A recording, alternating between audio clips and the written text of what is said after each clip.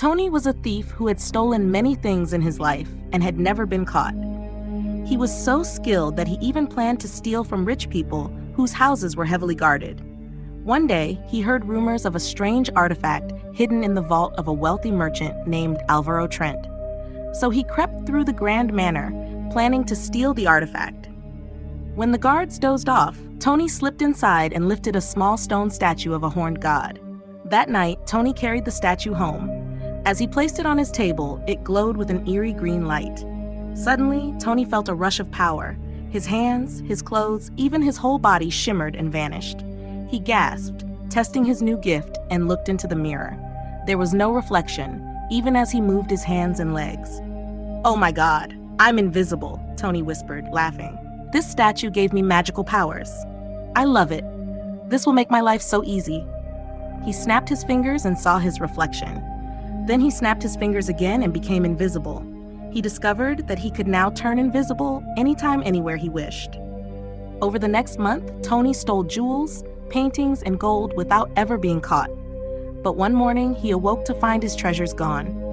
Confused, he watched by moonlight and saw his own loot drifting out the door, carried by nothing.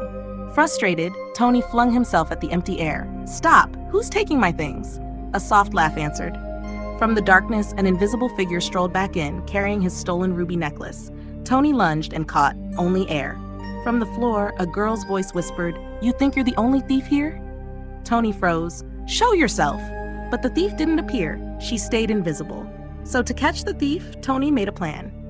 He connected his stolen items with a hidden electric wire. The next night, when the invisible thief tried to steal his things, she got electrocuted. The shock forced her to turn off her invisibility, and Tony saw her. She was a beautiful girl with a pale face and dark hair appearing under the moonlight. "Finally caught you," Tony said. "Who are you?" "I'm Viola," she said, shivering. "I also got the invisibility gift.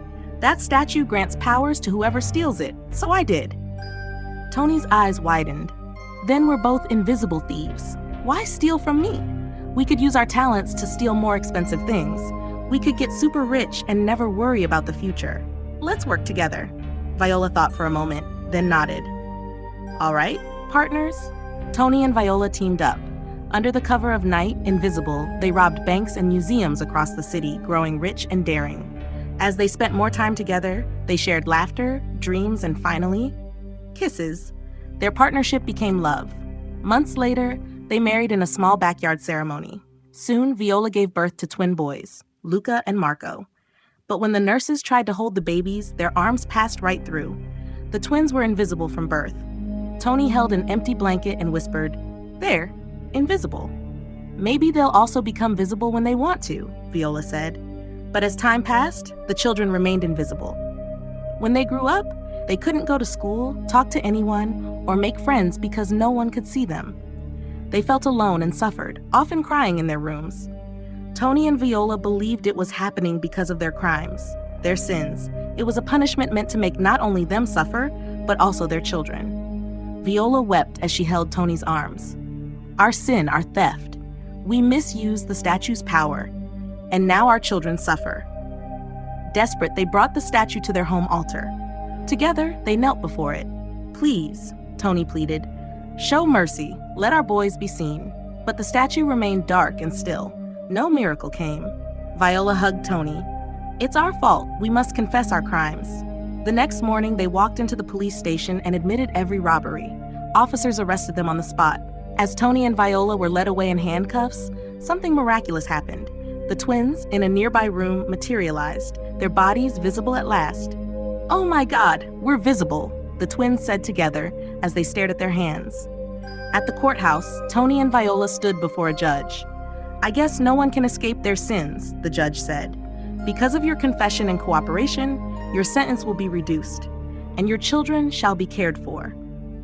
Tony and Viola exchanged relieved smiles. In the jail cell, they held hands through the bars, knowing their sons would grow up as normal children. Their punishment was justice, but more importantly, it freed their sons from invisibility.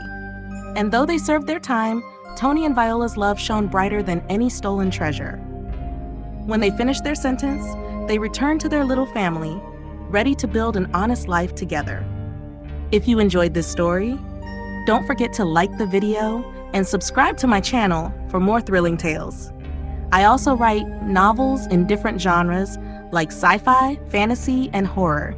If you'd like to check them out, click the link in the description below. Thank you for watching, and stay tuned for more exciting stories.